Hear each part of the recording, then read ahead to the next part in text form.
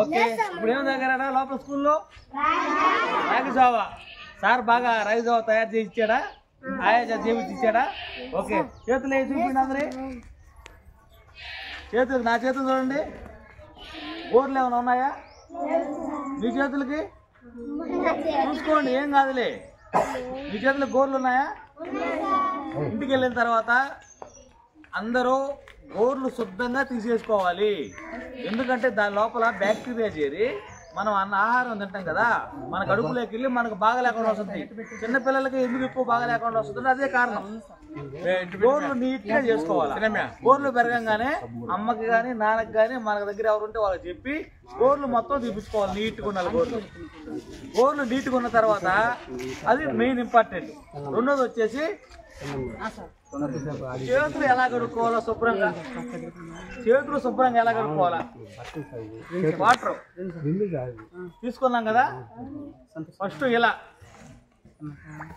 తర్వాత ఈ లోపల తెలుసా ఈసారి చెప్పుకుంటాడు ఆల్రెడీ.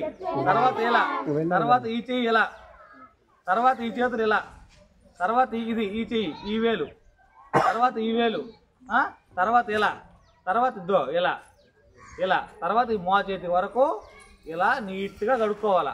ప్రతిరోజు ఆహారం తినే ముందు ఇలా కడుక్కుంటే మీకు ఎటువంటి ఇబ్బంది లేకుండా అనారోగ్య సమస్యలు ఏమీ రావు. ఓకేనా? మీ సార్లు చెప్పుకుంటారు, కాకపోతే నేను ఊరికే గుర్తు చేస్తున్నా అంతే. మీ సార్లు ప్రతిరోజు చెప్తున్నది ఇది, నేను కూడా మీకు గుర్తు చేస్తున్నా. దీనివలన మీరు ఆరోగ్యంగా ఉంటే మీ ఇల్లంతా బాగుంటుంది. మీ ఇంట్లో అమ్మా నాన్న ఎటువంటి ఇబ్బందులు లేకుండా స్ట్రగుల్ లేకుండా బాగుంటారు. ఓకేనా? మనం ఇప్పటి నుంచి పోతే మనం ఏదైనా వస్తువులు మనం మామూలుగా చిక్కీలు తింటాం అనుకో, ఒకవేళ ప్లాస్టిక్ కవర్లో పెట్టుంటాయి. ఆ చిక్కీలు తీసిన తర్వాత ఆ ప్లాస్టిక్ కవర్ని తీసుకెళ్ళి డస్ట్బిన్లో వేయాలి.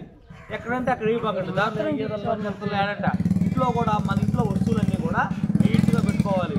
ఫస్ట్ మనం శుభ్రంగా ఉండాలి, తర్వాత మన ఇల్లు శుభ్రంగా ఉండాలి, తర్వాత మన వీధి, తర్వాత మన ఊరు. ఆటోమేటిక్గా భారతదేశం అంతా శుభ్రంగా ఉంటుంది. ఓకేనా? మీ నుంచే రావాలి ఇది. తర్వాత తెలీదా? Very good. మీ స్కూల్కి ఎవరికి ఎప్పుడు రాలా? నేనా రాలేదా? Very good. ఆయన ఎవరో తెలుసా?